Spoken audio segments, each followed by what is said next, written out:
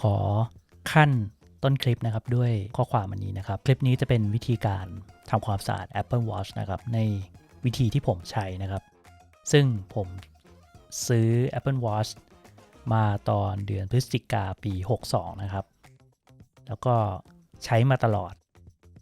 ทำความสะอาดด้วยวิธีการที่จะแชร์ในคลิปนะครับทีนี้ผมเองก็เพิ่งมาเปิดดูเป็นเหมือนคำแนะนำของ Apple นะครับในเรื่องวิธีการทำความสะอาดข้อแรกเลยครับข้อแรกเลยเขาบอกว่าจะต้องปิดตัว Apple Watch นะครับก่อนที่จะมาทำความสะอาดนะครับคือหมายถึงว่าปิดหรือว่าถ้าเป็นวิธี Apple เนี่ยเขาอาจจะแนะนำให้เป็นแบบผ้าแล้วก็ชุบน้ำใช่ไหมครับหรือจะเปิดน้ำไม่แรงมากแล้วก็เหมือนกับว่าล้างด้วยน้ำสะอาดก็ได้นะครับ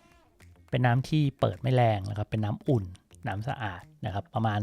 10-15 วินาทีก็ได้นะครับแต่ผมเนี่ย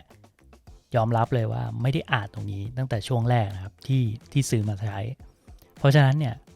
ด้วยความที่ผมเองเช็ครายละเอียดแล้วว่ารุ่นนี้เนี่ย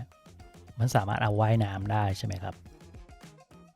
ซึ่งตอนว่ายน้ำเนี่ยผมคิดว่าด้วยการเปิดตัวเครื่องให้มันทำงานอยู่แล้วก็ลงน้ำในระดับนั้นเนี่ยออกท่าทางเวลาว่ายน้ำใช่ไหมความแรงของน้ำความแรงของตัวนาฬิกาที่กระทบแล้วก็จมกับน้ำเนี่ยมันแรงกว่าเวลาเราเปิดก๊อกน้ำล้างธรรมดาอยู่แล้วนะครับเพราะฉะนั้นอันนี้